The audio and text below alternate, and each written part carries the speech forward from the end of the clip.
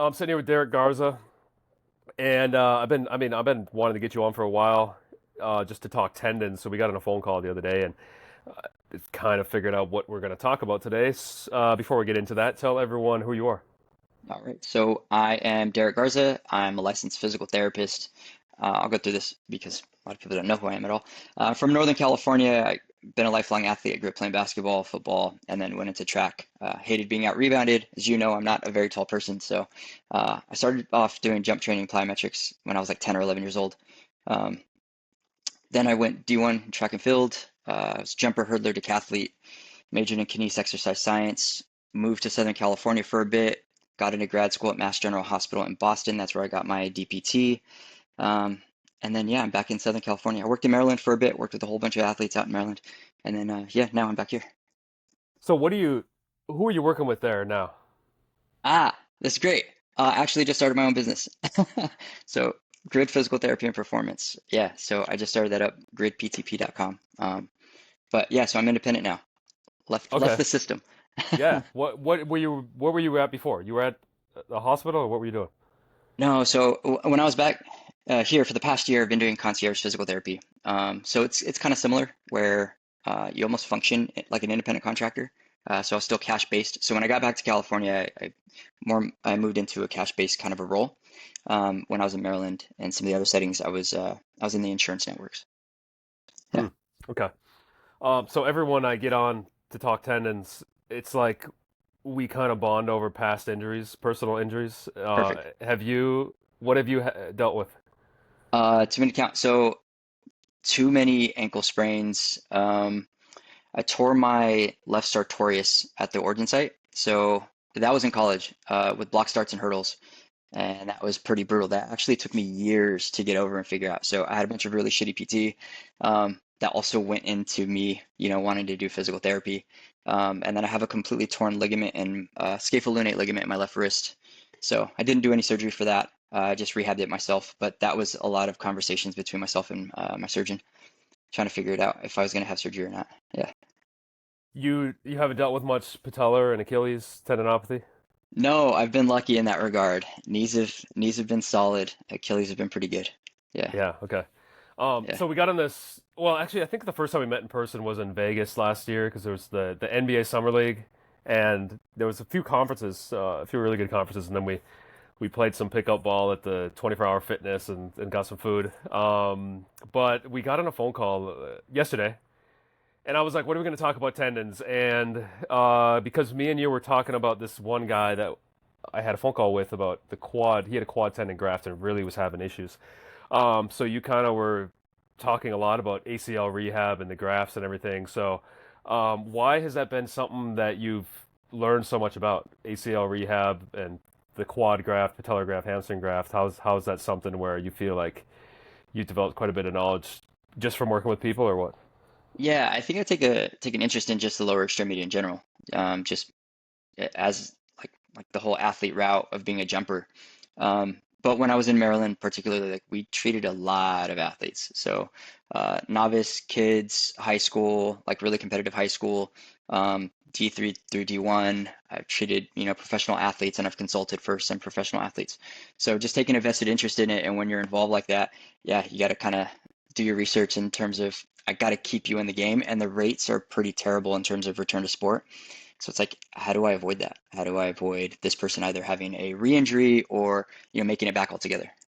Yeah. Hmm. So give me the 101. ACL tear, someone. Well, I don't. I guess I'll talk about that later. But like some people, there's some research on like not even getting surgery, stuff like that. But yeah, what are you seeing in the process of someone tearing their ACL, someone trying to get back to sport? In the process of trying to get back to sport, it really kind of depends. It's pretty complex. So it depends on the sport, depends on the surgeon. I feel like oftentimes what will happen is the person doesn't really know, like the individual with the injury doesn't really know what graft type, doesn't really know the potential risks in terms of making it back to their actual sport. It's almost like a narrow scope of, hey, I need to get back to this thing in the quickest amount of time possible.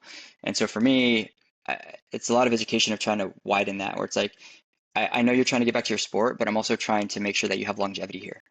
So there's a lot of education in that regard. There's a lot of education in terms of what graft type is probably more appropriate for them. Um, and then just the other stuff that comes along with training because it's a long road. So I try to encourage people, hey, take the time. If you have the time, take the time. Um, when you're looking at anything less than 9 months for a return, you're looking at like a 7 times increase of a re-injury. So it's one of those things where it ends up being super complicated all the way around. So I try to give as much information as possible. Why do you think that is?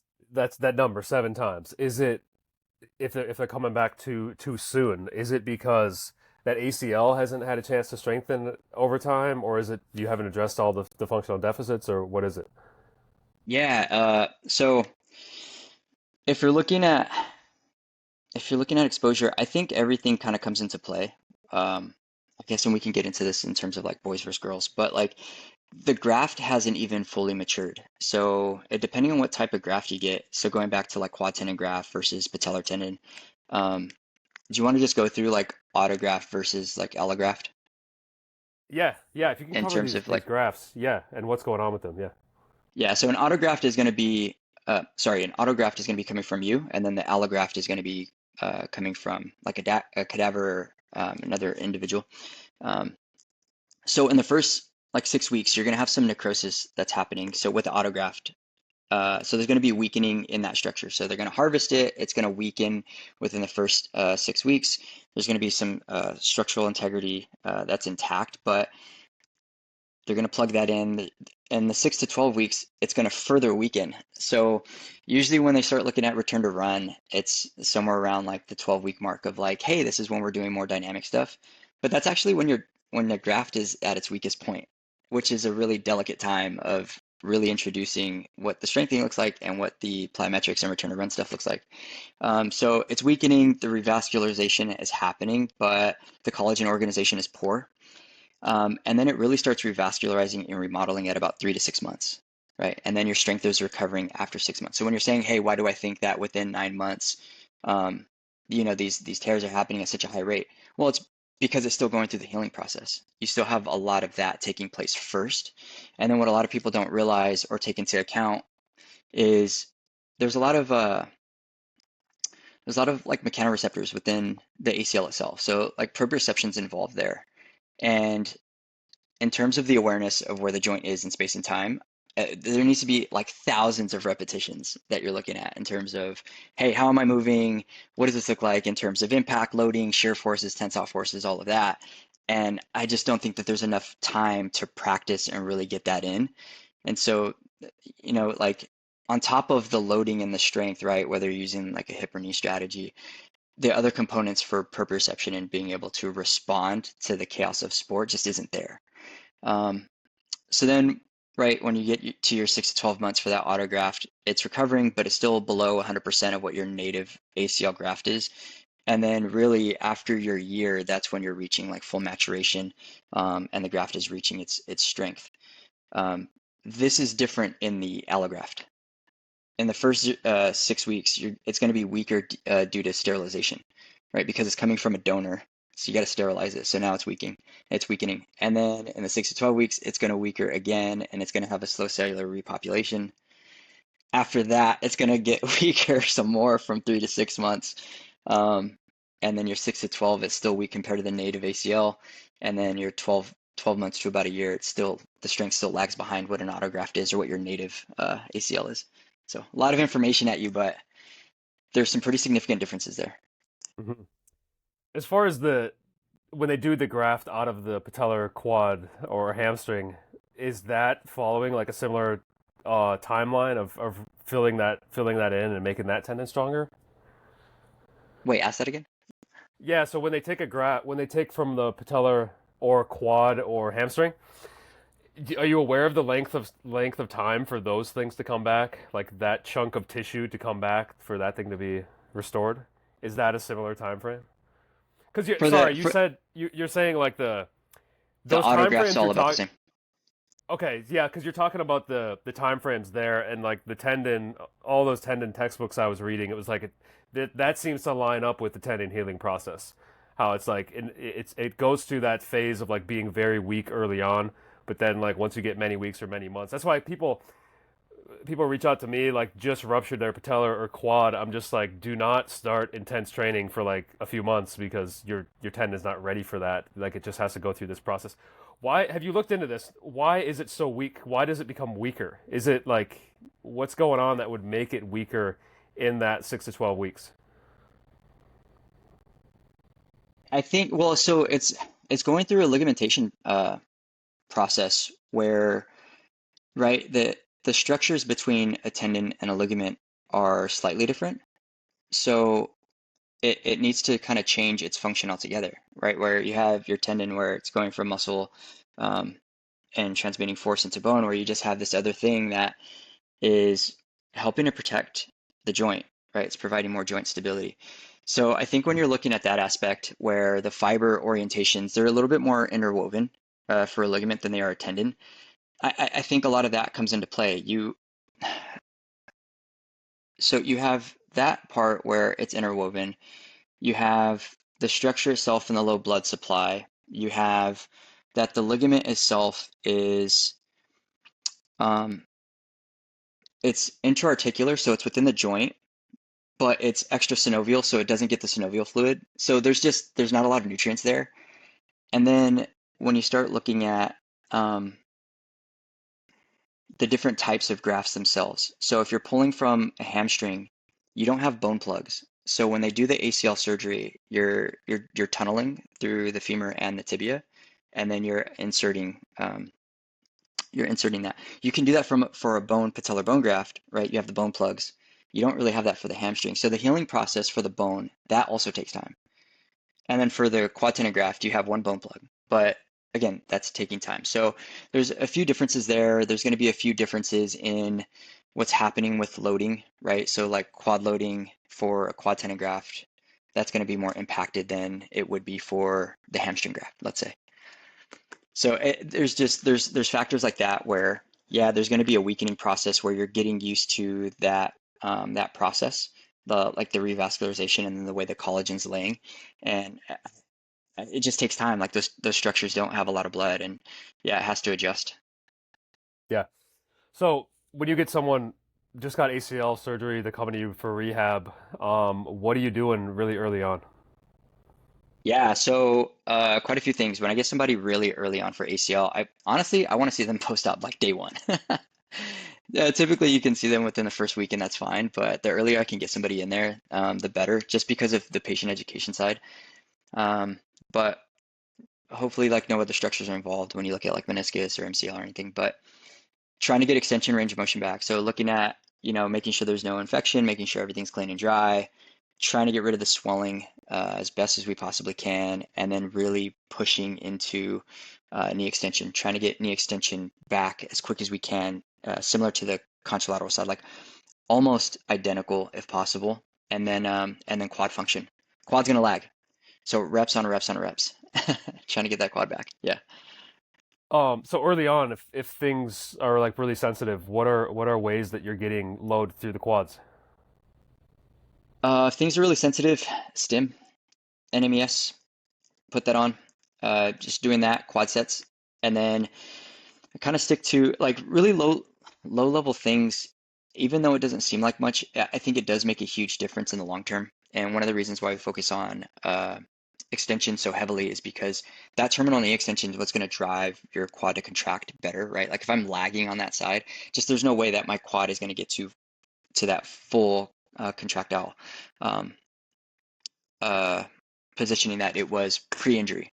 So that's one of the things that I'm looking at is, hey, can we get that to fire? So we do things called heel pops, where you're trying to actively pull the heel up off of like a plinth or a table, and you're really trying to work on hyperextension because most knees go into hyperextension. So really trying to focus on that quad extension. So it doesn't have to be like a big range or some big strenuous thing. That is going to be enough. With enough reps, that's going to be a lot for that individual until you can get into like a straight leg raise where there's no quad lag. Yeah. So these two things, those are pretty primary, like trying to get extension back and then trying to get the quads to fire. Um, hmm yeah, is that something you see across the board, or are there people that have different goals early on? Yeah. There are people that have different goals early on, which I don't love. Like one thing that still kind of exists today, and I don't really understand why, is there's a huge focus on getting knee flexion back first as like a primary thing, which works against getting that quad to fire. So I don't love it. Um, but yeah, I think that's not a priority in the beginning. Really trying to work on getting that extension function, but also AMI, so arthrogenic muscle inhibition. So when you have swelling in that knee joint, what's going to happen is you're going to impact how that quad's going to fire. So trying to get rid of as much swelling as possible um, to really help that out. And I think there's a lack of understanding there. I think people really don't know what AMI is and how it pertains to that athlete. So what are you doing to try to get swelling down? What are the things that you do? If it's in person, massage, ice, compression boots, have that foot elevated. So sometimes we got them locked in a brace to make sure that they're not sleeping in extension. So yeah, you're sleeping with that brace. It's at zero. Yeah, we're elevating that leg. So all of the typical things that you would do to try and get swelling out of the area. But I think overall that makes a huge difference um, in getting the swelling down. And then in terms of exercising, monitoring that too, right? Like if you come in and we're doing certain exercises and your report is, hey, this flared it up, then maybe I did too much, right? So just kind of backing off and maybe monitoring that so I'm not like constantly um, getting this inflammation cycle for this individual. Yeah. So if we go early on and someone got a graft, so they had a hamstring, patellar, or quad, what's how much attention are you paying to these? I'm if we're like doing like plyometric work or No, you said so early on you're going after like extension, trying to get the quad to fire, but that's for the ACL. But if you got a quad graft, or patellar graft, or hamstring, what things are you doing to address those? a lot of it's going to be very similar in the beginning, just because the other goals are so important, right? Making sure that they can do these things initially. But I want to make sure that they can reach full extension, and that matters for the harvest site for the hamstring because that can get pretty tight, and the hamstring is going to be pretty weak. So just paying attention to what's happening there at the site at the harvest site. Um, the other thing is if it's, let's say, a patellar or a quad tendon graft, right? Sometimes that quad is so weak that what you're going to have happen when the person is trying to execute and tighten up that quad, right, to get full knee extension, is that hamstring can kick on and almost give you the opposite effect, where it's going to pull you into knee flexion instead of help you in knee extension. So just certain things like that. I'm paying attention to certain things to make sure that we get like our basics down. And usually that's going to be within the first 4 weeks that I'm looking at is, hey, how can we manage this? Obviously, through the whole first phase, the first 3 months, this is a heavy target, but like I think that first month is so important, which is why I want somebody to come in like day one. I want this education to be hammered in so that they know what we're working on, they know what the goals are, and we're really trying to execute it. So Yeah. moving from that, you getting the quantifier, getting the extension back. When are you starting to move into more intense things, or does it depend on the person? It depends on the person, depends on if there's like secondary issues, and how long they needed to have like the brace or how long they were in crutches. But as soon as I can get people up and moving, I typically do, just because I want them to load. I believe you had, Chris on recently who was mentioning like, hey, when you get people walking, you're like weight bearing, there's a decrease in patellar knee pain or anterior knee pain. So stuff like that, I think exposure is super helpful in the beginning. It you have to monitor what that looks like person to person. Some respond so differently than others, and complicated factors happen all the time where it's like, oh yeah, we got extension back, but we're having a hell of a time now getting flexion, right? Sometimes there's mechanical blocks, sometimes people just don't respond well, and it just adds to the complexity of what the surgery is. There's not really a way to like you prepare for it in knowledge, but it's not until you're in there with the individual that you're like that you kind of have an understanding of what's going on. Um, I'm kind of curious on this whole, like you said, the time frame you put out earlier of when the ACL is really weak and then when the graft site is really weak. Is that something you're taking the person and you're kind of looking at pain and function and like I guess progressing them based on what they can do. But in the back of your head, are you always keeping in mind these time frames of like this thing is going to be pretty weak at this point? Yeah, I'm keeping that in the back of my mind, just because I think we should always have some form of awareness of the tissue healing timelines. I think that no matter what is a factor. Um, and then in relation to like a professional athlete's going to respond way differently than, a 14-year-old kid. So, how much I'm exposing them to, they know, like if the person kind of understands the risks, has an idea of their own body awareness in some of these movements. So yeah, I'm definitely paying attention to those things. And then I'm also using it as a guide, right? Like there are certain, once we, like if we're in that weakening phase and we're getting into, let's say that 2 month, 3 month, 4 month period where I'm introducing plyometrics, or any form of impact training, I'm paying attention to which ones I'm using depending on what graft type they have, because it might be too sensitive for whatever the stimulus is, right? So, like, there are some deep tier movements I might do with a patellar and quad tendon graft that I might not do with a hamstring graft, just because of that impact, that eccentric loading that I'm considering. Hmm. Yeah. Yeah. Um, the so if we talk about those graphs, quad, quad, patellar, hamstring. If we stick on quad for a bit, that seems to be a really common one. What have you seen with these quad tendon grafts? Just the weakness. The weakness lasts longer than the other two. And then the research supports that as well, where in terms of the quad tendon strength is really good, but they're going to have a pretty difficult time in like your 60 to 90-degree joint angles. The eccentric phases are going to be a bit challenging. Some of the explosive or like deep tier plyometric movement is going to be tough. So, and they might have some load avoidance there, just because, like I said, the quad's going to lag and it's just not going to feel as strong. Yeah. That leg is like how long? Is that like over a year or? All of them end up being about the same. So there's like a meeting point kind of a thing where quad strength it typically comes back faster for a hamstring than would a quad tendon graft. But in terms of once they reach a certain point, they're pretty good. And usually that you're going to hit that about your um, 10, 11, 12-month mark. So you're at about your year of getting that back. Again, just depends on the person and depends on honestly the PT that they're working with or the strength coaches that they're working with. Yeah. Is so the quad tendon having that issue with like getting the quad strength to come back. Are you ever in conversations with people about selecting what graft they want to use? Yes and no. Sometimes it's too late for me to have that conversation. If I see somebody for prehab, right? So they come in, they had the ACL tear, we're working on strengthening before they have the surgery, then yeah, absolutely, I'm having that conversation. And I think that part's super important.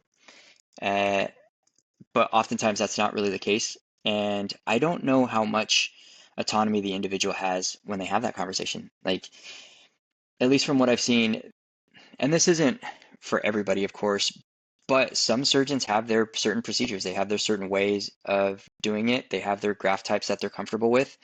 And that's what it is. That's what you're getting. And some families, really trust some of these surgeons, so they don't really care what the procedure is. That's what their kid is now getting, right? So I think that part is really tricky. I don't think the general population knows about what's happening in that maturation phase, right? Where, it's going to weaken and then get stronger. I don't think they have an understanding of what the duration of this process looks like. I don't think that they have an understanding of the different graft types and why you might want to choose one over the other. I think that part gets complicated, which is why I think conversations like this are super important. Yeah. When would be a time where you would probably not want a quad tendon graft? If I'm trying to think. If I'm a younger female athlete, I might not want a quad tendon graft just because of the size. Um, if I'm concerned fully with the the quad strength, and that's something that I'm really trying to hyper focus on getting back, um, that might be another consideration for me. If I'm worried about, the anterior thigh numbness and discomfort possibility, there are a few things like that I might consider, um, especially eccentric loading through that quad. Yeah. So when we go to hamstring grafts, um, I don't know. I don't read too much on this. I don't know. Are they like going out of popularity? Is there still like groups of people? Is it like a young female thing that they use those?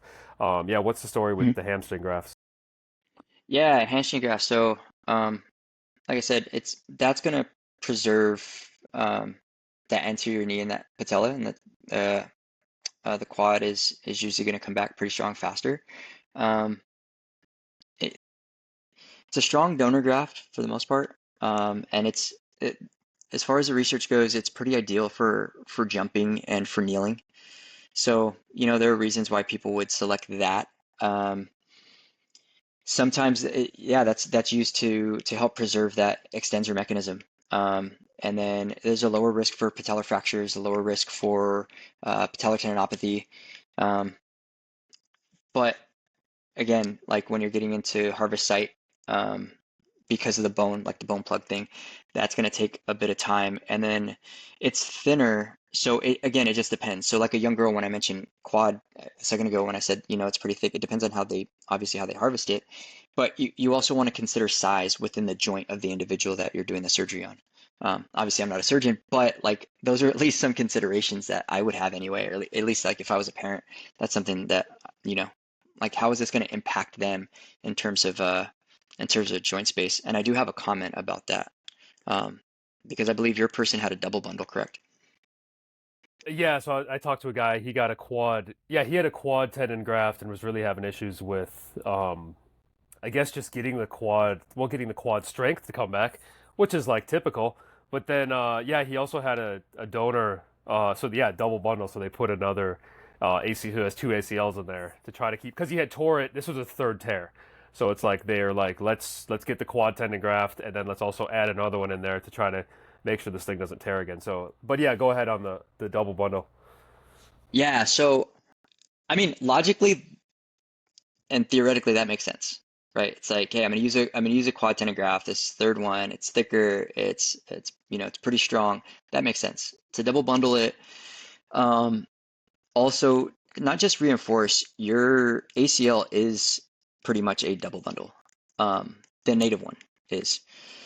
So you're looking at mimicking that, right? Where you're going to help with the rotational stability, the anterior stability from like shearing forces and tensile forces. Um, and there are some studies to show that the graft failure rate is lower. So, from that standpoint, it makes sense. For some people, for some surgeons, like that might not be a common thing just because it's more complicated. And then the procedure takes longer. And then again, when you're looking at the width and the tightness of of the double bundle itself, like I've treated athletes before where they had to go in for almost a revision because the double bundle was too tight. So they had a lot of hyperextension in their knees, couldn't get them to full extension on the injured side to match the contralateral side because that ACL was too tight, right? And so when it's too tight, now you're in a more flexed position. You're worried about that. You're worried about quad function. You're worried about scar tissue. And so we had to refer them so that they could essentially get that kind of cut and released, so that way they could get their range of motion back. So there are complicated factors like that that come up, but you would never think of that unless you're in that situation working with that person, right? Like you get somebody and it's like, oh, they had this double bundle, or and it's a young female basketball player, let's say. That's not the first thing that's on your mind, and then you run into these complicated issues, and you're like, all right, we've tried everything. What could this possibly be? So it's tricky. It is really tricky. And then for a single bundle, they're more common. There might be some more rotational laxity, but that seems to be the more common thing that's used. Yeah. Okay, yeah, kind of a tangent. Back on the Yeah, hamstring tendon, sure. would there be the candidates? What do you think? It's like this is a good candidate to use a hamstring. This is not a person I'd want to use a hamstring in.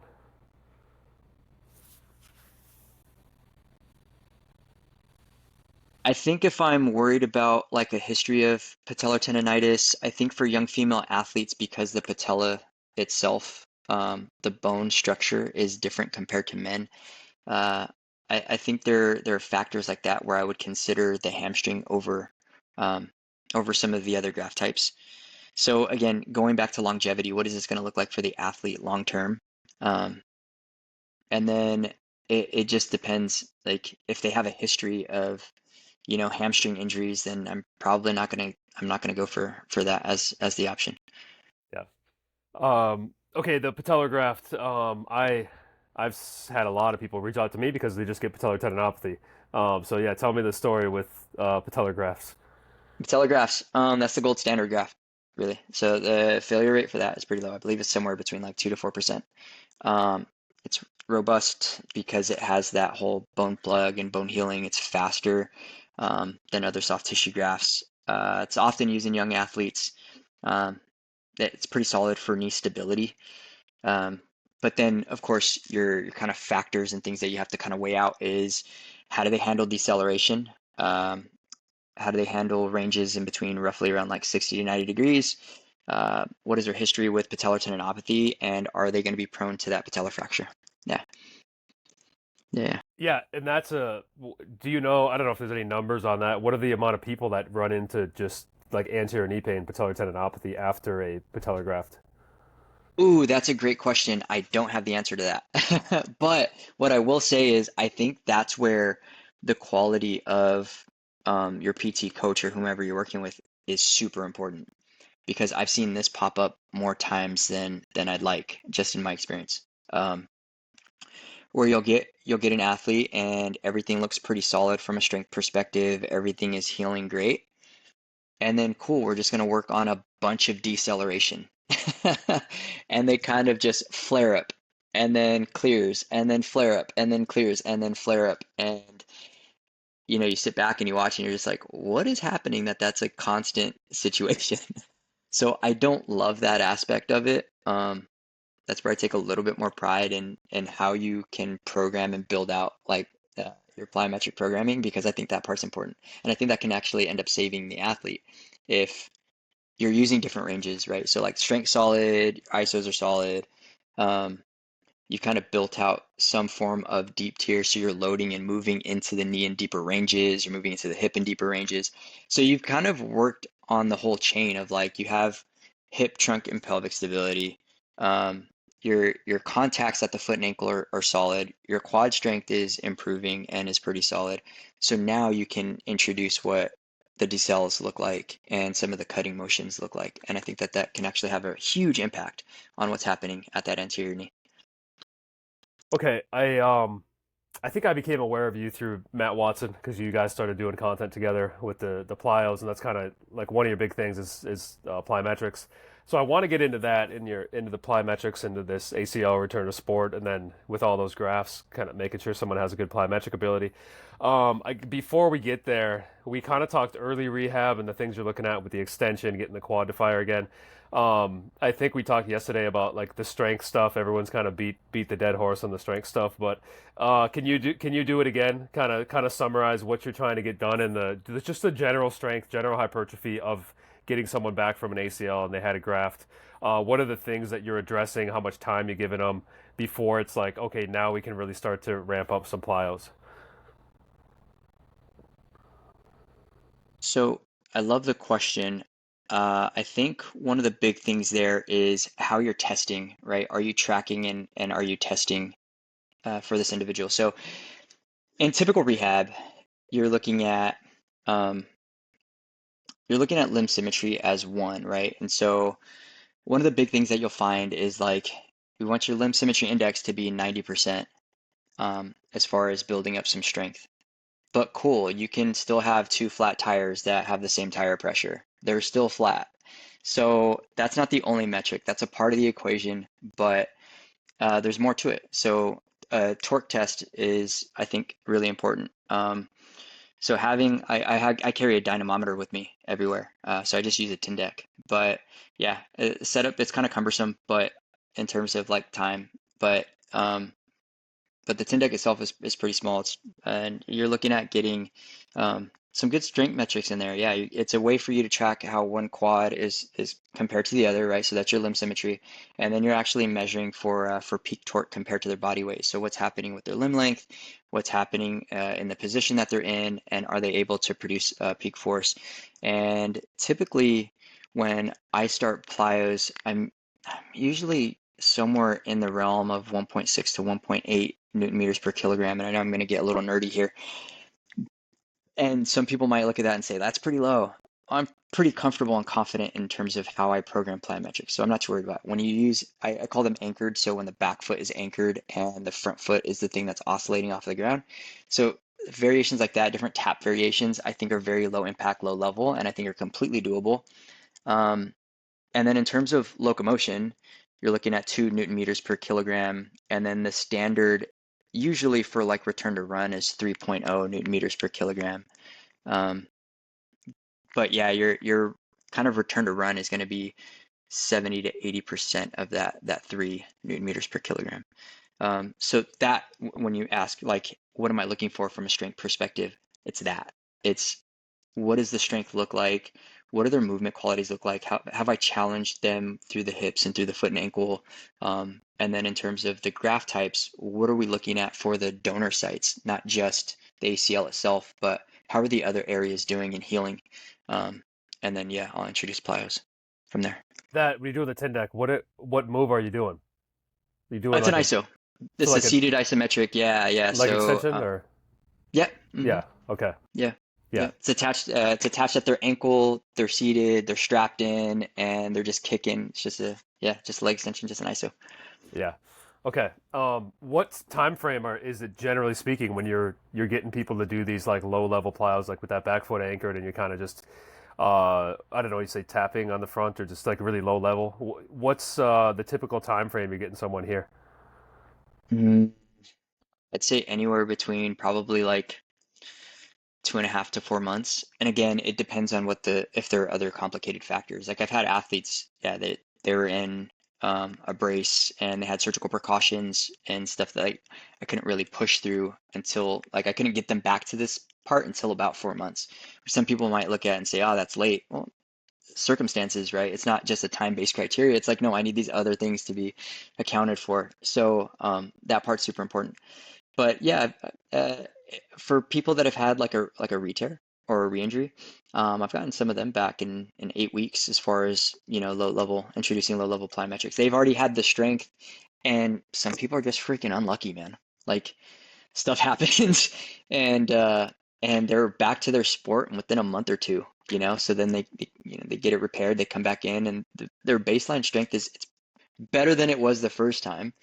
So it's that part's a little tricky. Anytime you're dealing with some of the re-tears or any tears in general, you're kind of subject to um, the potential for like uh, traumatic arthritis. But I'm like all of us are subject to some form of arthritis. We're aging, right? So like I'd rather get you strong and I'd rather introduce some of these things than not. So when Yeah. you start with that like kind of you said you're confident with the plyometrics, the way you're introducing them, the progressions or whatever. Yeah, how are you going about this? You kind of talked about what you're doing from the start. How are you progressing that to kind of mirror the demands of sport? Yeah. So in the beginning, one of the things that I do typically, because I try to make things non-events, right? Like jumping is a pretty big milestone, returning to run is a pretty big milestone, but I try to make them not that, just because anxiety and stress and pressure and everything. So usually what I'll do is I'll go through a typical strength progression, right? Like a really hard strength day, and then at the very end of it, if they're feeling pretty good and I'm pretty comfortable with where we're at, I'm like, hey, give me 10 pogos on the spot. Give me 10 pogos forward, backward, side to side. Okay, cool. Now go home. By then, they're already warmed up. They're in a strength program that they're already used to. Like none of the variables change except for that last little like 2 minute thing at the end, you know? As opposed to I've had people come in and they're feeling pretty good and I have them do plyos and then there's like a flare up or then there's pain and then now I just ruined my whole session. Or they came in with the anticipation of that and they're nervous. So now the movement quality is kind of all over the place because of the nervousness. So I try to eliminate that as much as I can, and then introduce it. And then, of course, I'm checking in. Hey, how did you do the next day? How did you do over the next couple of days? And then when I see them for the next time, then I'll intro in with a plyo session that's a little bit more robust. And then I build out what all the drills are. So I do a lot of dynamic drills with it. Um, Different lunge variations, depending, again, graft type. There might be some hinge variations for the hamstring. Um, some small rotational movements, just a variety of patterning, and then some low-level plyometrics, and then over time building up the breaks, really trying to figure out what's going to be helpful for them in terms of deceleration because that's hard. So it's just like I said, it's repetition after repetition. So how do you build up to that deceleration ability? Yeah, is it just getting used to the motion at first and then increasing the intensity, or what are you doing? Yeah, so I'll use different jump variations that are like an XL to a deceleration. So you'll go like a forward leap to a vertical, forward to a vertical. So the vertical, that's your deceleration essentially. So I just tease that out in a bunch of different ways. So we do that going forward, we'll do that going laterally, we'll do that going in a diagonal pattern. And then I don't shy away from moving backwards either. No, I want you moving backwards. I want you to be able to put a little bit more force and be more intentional into the ground. And then with any of the deep tier variations, I'm working from like a high to low position in terms of knee flexion and hip flexion. So I'll start them up top and then have them go into leaping patterns where they're rolling through the foot, allowing the shin to drop and really getting into um, locomotion that way. But I really try to work through just a variety of ranges and a variety of ways to decelerate. And it could be like banded work where they're stepping into some of these lunges, but it starts off pretty slow at first, and then I build that out. And concurrent to that, I'm introducing running drills. So by the time we actually get to running, they're accomplishing that in the running drills and they just don't know it. So again, non-event, right? Like I'm introducing these things slowly over time. And by the time they do a drill, I'm like, so how was your first run? And then they kind of look back and they're like, oh my God, I just ran. So that part's pretty fun for me. Yeah. Yeah, where'd you get this idea of the non-events? Um, I think just honestly, a part of it was I think school had a part to play in that, like grad school. I like to think that my school did a pretty good job of preparing us as clinicians, and just being thoughtful about the person who's in front of us, right? And just seeing different athletes over time, where you'll have some kids who just don't care and they go full send, and then you'll have others that are just super shy, right? And um, that matters to me. How is this person perceiving this experience? Because it can play a huge role in how we get them back. So yeah, for me, it's yeah, how do I make this as seamless as a structure as possible? Okay, I'm thinking of the time I was at college and all the kids that tore their ACLs and the rehab and always being a strength coach, kind of like I don't know, looking at the rehab and just thinking like this don't look that good.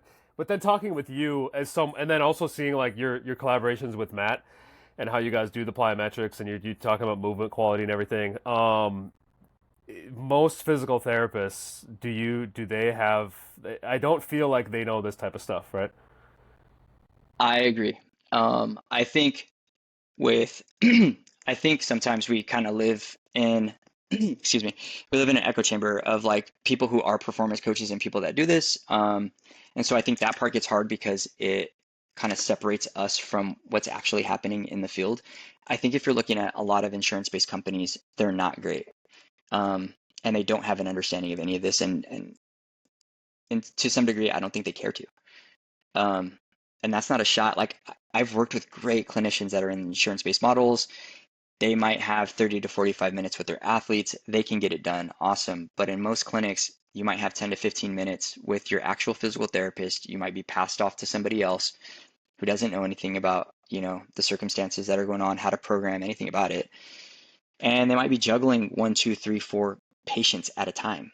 So no, I don't think they have any concept of this. And this is where I get in trouble because personally I think it's weak people, clinicians that don't strength train, that haven't been through any of this. And it's weak people teaching weak concepts and getting weak results. Let's call a spade a spade. Like that's kind of and ends up what it is. But I think a lot of clinicians need to do a lot of this stuff themselves. What does this stuff feel like? It's hard. It should be hard. There's nothing easy about this. Like the 3x10s are cool until you can't get your quad to load, all right? Or until you can't get your quad to activate. So let me give you a quick example. In the beginning, you asked me, what am I looking at for getting that quad to turn back on? Some of these protocols are still 3x10. I'm in the hundreds pushing towards 1,000 quad sets, like straight leg, anything related to that quad activating, and this is per day, right? I know it's an arbitrary number, but if we're looking at step counters and saying, did I reach my 10,000 steps today? 5,000 of those were done on your single leg. Your 3 by 10 is a drop in the bucket. What's that going to do for somebody who really needs to get back to their sport? Nothing. Not a damn thing. So it's no, I'm bumping these numbers up. So yeah, when you start looking at it from that standpoint, and when you start actually doing, dynamic movement plyometrics yourself, I think it gives you greater insight as to what is this person feeling and how can I make an actual impact in their programming. Um, I think people are more comfortable with running than they are plyos, so they shy away from plyos. And there are still surgeons in their protocols, and I'm not going to say this is a large amount of surgeons, but I've seen them before where they put return to run before they do plyometrics, which doesn't make any sense at all. So your return to run's at 3 months and your return to plyometrics is at 7 or 8 months. What? I think the culture of it, somehow in 2025 we still get this wrong, and it's super frustrating. Um, yeah, so to go further on that, well, this was kind of on the knee strategy versus the hip strategy, which is something Oh yeah. if you're doing these plyometrics, like you're gonna pick out if you're doing these variations of plyometrics. Probably one of the big benefits is like you can pick out if someone is hiding, loading their knees. Yeah, so tell me about that. What do you see with knee strategy, hip strategy? Is this something people are missing in the rehab process? Yeah, I think it's very common that you're going to see a hip strategy versus a knee strategy. People just don't like to load into the knee. I don't care what graft it is. They're going to shy away from it. They had the injury there. It's not something they're comfortable with. And I think that's one of the things that comes up with young female athletes is just lack of like trunk and pelvic control and not wanting to load into the knee in general. Because like that injury happens probably like at 30 to or 20 to 30 degrees of knee flexion. It's usually a non-contact injury.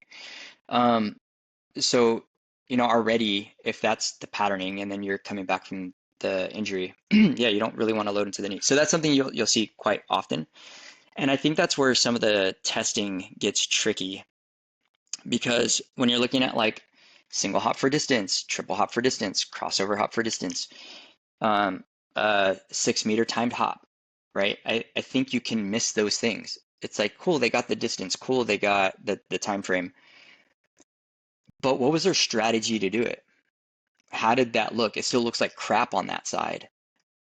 Now we're back to having two flat tires, right? Where you hit your numbers, cool, but the movement strategies weren't very good. And I think that's where that part came up in the conversation where the test can only be so good, right? Like the quality still has to matter. Um, and I see that quite a bit. I think that's where force plates can be very useful. Um, but again, a lot of clinics don't have them. Like I have access to them. I don't always use them. It kind of depends. Yeah. Yeah, so you can probably just pick out these things with like your eye or like videoing or something. Yeah, in your world, because I'm just in the strength world and reading about tendons.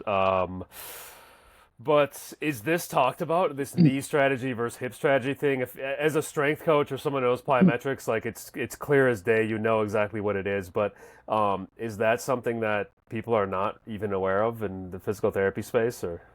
I would hope they're aware of it.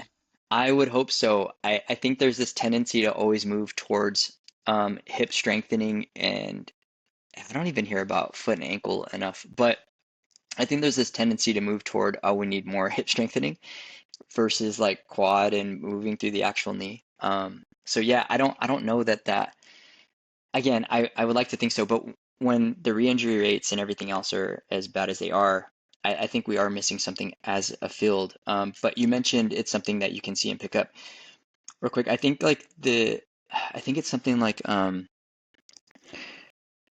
human eye and coaching skill, right? And people go into debates about that stuff all the time, and I tend to ignore them. But I think coaching eye is very important. Like that skill is trainable. Like the human eye can, I believe, see something to like 13 to 15 milliseconds. A jump is only a quarter of a second, like a plyo, right? In elite running, you're at 0.08 to like 0.12. You can see these drills.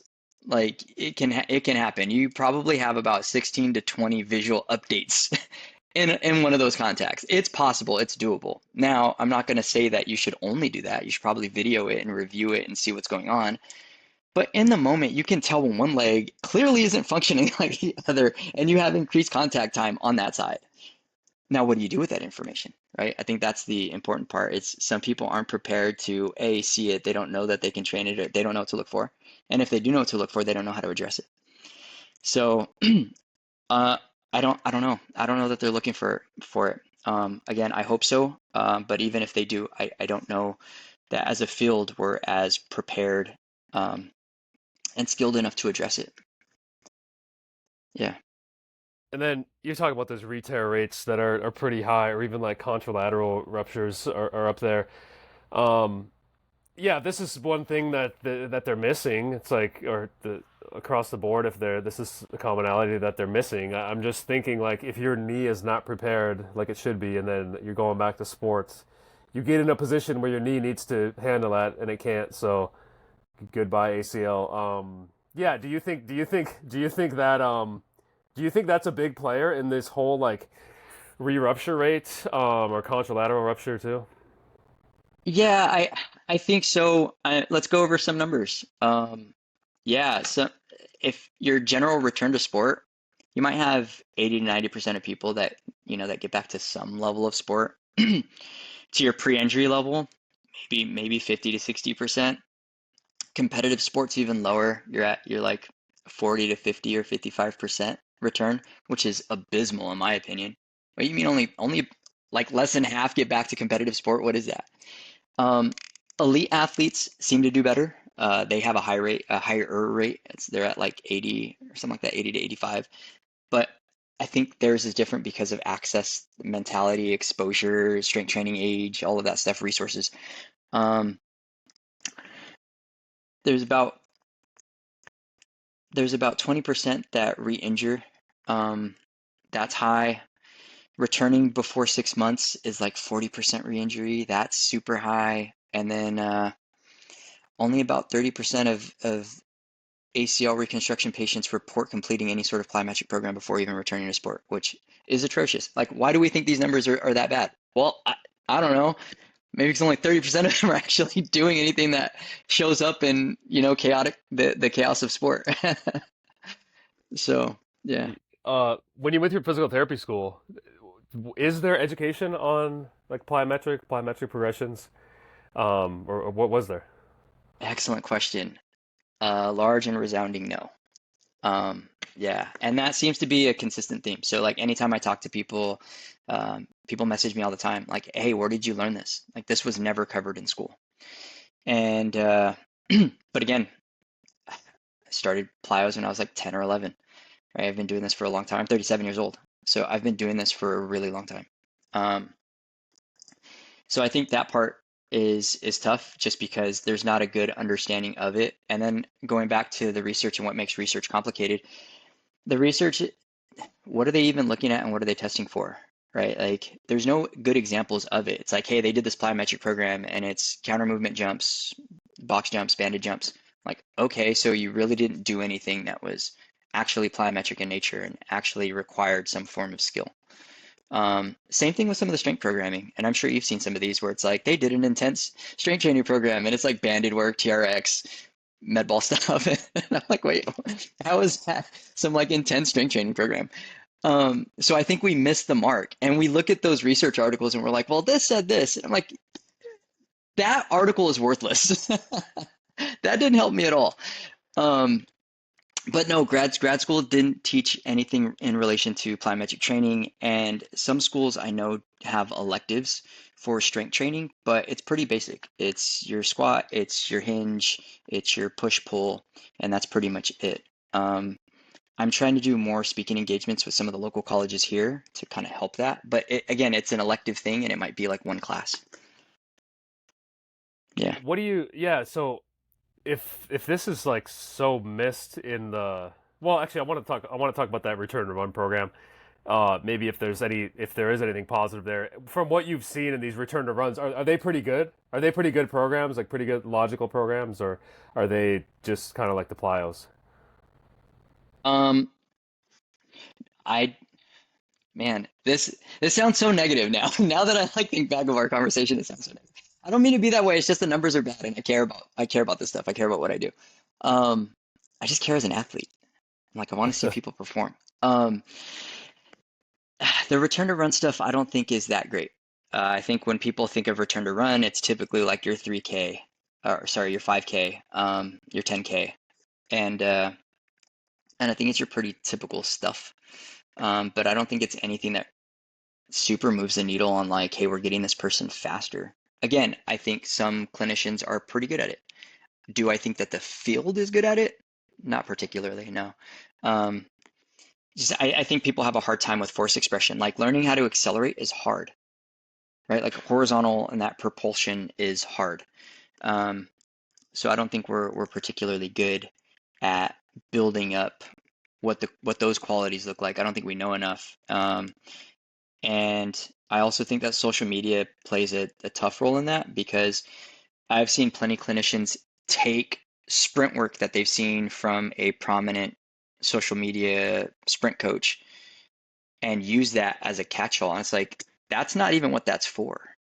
But again, if you don't come from, you know, kind of that world or you're not well versed in it, you don't know that. You don't know the differences. You don't know what to look for.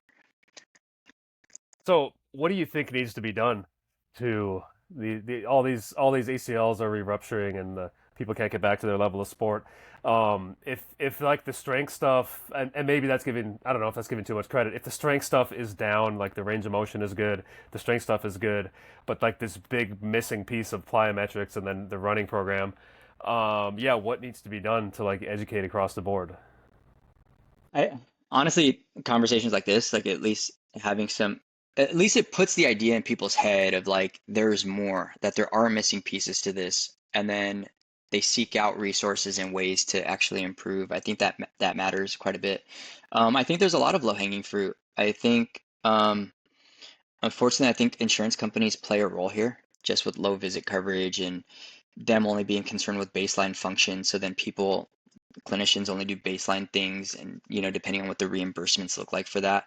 um, I think that part plays a huge role. I think clinicians, having the actual time, maybe some people do really care and they just don't have the time because of the system that they're in.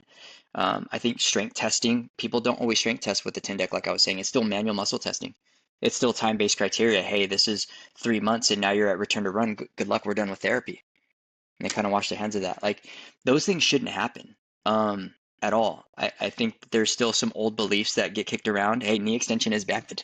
Knees over toes are bad. And then only focusing on knee flexion in the beginning and not restoring full extension, not restoring quad strength. I think that that matters. AMI, like we talked about before. All of those things I think are low hanging fruit that can help. At least the quality, like we haven't done this stuff enough to even know like that can improve the numbers, and I'm sure it can. I've seen people get back to a really high functioning level when things are done in quality. Now, again, shit happens, but I'd rather I'd rather do all of these things right and something happen than to just have quality care altogether and not even know that I could return to my sport. Um, but I think more courses, more of an understanding of plyos and running progression, not just casual running, but like actual sprinting. How do you do that? How do you decelerate? How are you positioning your trunk and your pelvis and pivoting and moving and changing your shin angles? I think all of that matters. My my friend Andy McDonald, I did a podcast with him maybe a year ago. Um, and he came out with a I think he came out with a course like strength what was it called? It was called Strength and Conditioning for Rehab Professionals or something like that. But he had this phrase in the podcast which I had never heard, which is pretty fascinating to me, and I maybe have heard it repeated many times, but it was all about physical therapists being really good at early rehab, but strength coaches being much better at late rehab. Yeah, so I'm wondering if in a case like this where like the physical therapist has done all the stuff in the physical therapy room, like when is the point to like really start handing them off to a strength coach so the strength coach can go and apply like the heavier strength means or the plyometrics if they know that or the running stuff.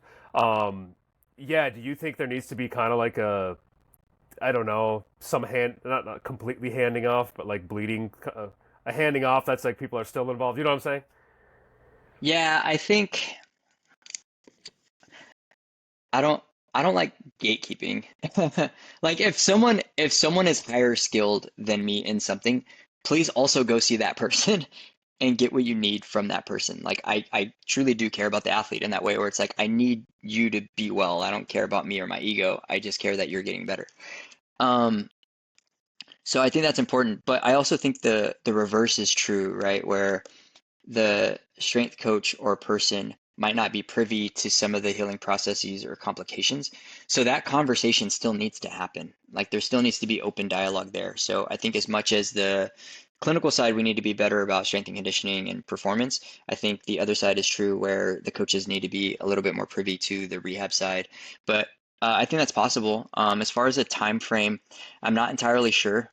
Um, I'm just not sure. I think a lot of that's just going to come down to resources and what the skill or knowledge base is of one or the other, or just the team. But I think working in that way is important, right? So not just the PT, not just the strength coach, but the coach for the sport, the surgeon. I think the parents. I think everybody should be involved, and have some understanding of what's going on. I think that works the best. Too many people are in silos. Yeah. How did Yeah. you, so you getting to the point you are now with rehabbing ACLs and kind of seeing all the problems, when you started out, it must have not always been this way. How did you get this knowledge base? Ask the other when you said when I was starting out. Can you say that again? Yeah, when you were starting out, I'm assuming you didn't have the philosophy you have now or the ways of rehab that you do now. So how did you get to the point? How did you develop the knowledge, or was it just enough years of treating people that you arrived at this point? Yeah, so I traditionally I think I excel at late stage. So I don't, like we're early stage and more like table-based things were a lot harder for me. Um, I think that part is true, and then I kind of worked in reverse. I had a lot of really hard cases, and people that I was treating, and I always sought those out. I never shied away from anything that was truly difficult. If it was a very complex, complicated case, I wanted to be all up in it. Like, what does this look like? Because if I can work on the complicated case and help this, then the rest feels easy. So you just go into like learning mode and in that kind of regard. I'm sure you can relate to that of like, hey, this is a super complex thing. Let me dig into it because I just don't understand how this works. And there's a lot of other factors that may be on the line. Like I've had people come to me where they're like, I was let go after 3 months. I don't really understand why I had full range of motion. Like I have a young kid at home and I can't go play with them. Like that sucks. Like I hate hearing stuff like that. I hate hearing that, someone can't get back to their sport, that a scholarship's on the line or like there's so many other variables. It's like I was that athlete who didn't get treated well. I was that athlete who was struggling for years of like, how am I going to overcome this? And I didn't do any actual testing to get out of this. So to a degree, I take a little bit of that personally, and it just motivates me to just do the work. Yeah. Okay, me being someone who's not in the ACL space too much, we kind of gave ACL 101 here, everything you've seen. Do you think we hit everything that you feel we needed to hit? I Yeah, I think so. Yeah, sorry, I totally took over your tendon pod and went into ACL, so I No, appreciate you. I mean it helps. Well, it does help that the healing process looks really similar, and then that whole like the hip and knee strategy thing, like same thing you see with patellar tendon. Like who wants to bend their knee after a patellar tendon? Like you're just going to use your hips. And then probably addressing all the functional deficits, but then like getting that plyometric progression down. Um, yeah, you just painted a picture because I've gone through many physical therapists, and I'm like, these people I can guarantee you they have no clue about plyometrics. They would have no clue about me, how I'm going to get back to dunk after I hurt my patellar tendon. Like, they can do the stuff in the physical therapy room, but like, I just have so much doubts, and a big part I think from me was they were like older ladies or they were guys who were like distance runners, and I was just like, this is just me. This is just me being like mean, I guess. But it's like I like you because we were in Vegas. We went to 24-hour fitness and we played pickup basketball. And like you can play basketball, so I automatically respect you. But it's like if I'm gonna have a physical therapist that can't jump or isn't strong or something, I'm gonna have a hard time listening to them. Just that's just me personally. So, um, Yeah, that's a big thing for me is like I like talking to people who actually can do something. Yeah. Not that And then you have trust to is do huge. it. Yeah, not that you have to do it, but for me, I would like to know that someone can do that. I was gonna say though on ACL because a lot of people get their meniscus too. Does that really complicate things? In the beginning, yeah, just you have more restrictions in the beginning for when you can start loading realistically, and then what the pivoting and everything looks like on that knee. So knee joint angles matter, compression matters, rotation matters. Um, so it just prolongs what you can do because they're in a brace. Usually they have like non-weight bearing precautions or partial weight bearing precautions in the beginning. Um, so yeah, it complicates it from that standpoint. Is it completely doable and can you work through it? Absolutely. Absolutely. Just Um, takes a little bit of time. Sum it up for me then. These some of these issues with the ACL rehab space, things that you think need to change. Um, I think that there needs to be a greater emphasis on getting the basics down in the beginning, right? So extension, getting rid of swelling, having an understanding of what that looks like, and then getting quad function back immediately and bump up the reps. And I don't mean like start off at like 1,000, like gradually work your way up, but actually get reps in, challenge your person. I think another thing when you get to some of the later stages, continue to challenge your person. You know, this like, oh, okay, we're still working at like a mid-range of, hey, we're doing 12 reps or whatever it is. No, like get this person to, if you're not going to have them max out, at least get them into like a 2 to 4 rep range. Like actually strength train this person. Like work into the heavy weight. Work into it, like learn plyometrics. Go find somebody, learn from them, get some of the movement qualities down, get more comfortable doing that. You don't have to be a magician. Just at least learn some of the basic movement qualities so that you can actually have an eye for it and help. And then that's only going to help what you do with running anyway. So I think that part's important. Um, and then, yeah, graph types. Understand the graph types, understand the sport, and have those conversations. I think people shy away from the conversations. Ah, the surgeon's the expert. Yeah, they are, but also you should be in the know of what they're doing because that's your knee. So I think having an understanding of what's going on with you is greatly important. So uh, yeah, I think those are big qualities that we can kind of help. Mhm. Are you working on anything online for this from this space? This yeah. I like it. Yes. So I recently, so shout out to Matt and Plus Plyos. He brought me along for a seminar, and I was speaking about some of this stuff with him, and yeah, trying to build out some more stuff for the ACL, trying to build out some stuff for the foot and ankle.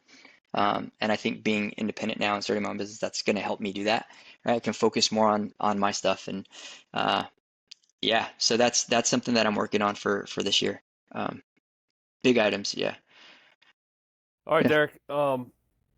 This is great. So a lot of stuff we covered here. I've had a few people bug me in the DMs about ACLs and ligaments, and I'm like, oh, I do not care about looking into this. So it's good that I got you on to talk about all this. But tell people where to find you online and in person and yeah, everything. All right, yeah. So Derek Garza, you can find me at Dr. Dr. Derek Derek .pt on Instagram, and then it's Grid Physical Therapy and Performance, so gridptp.com.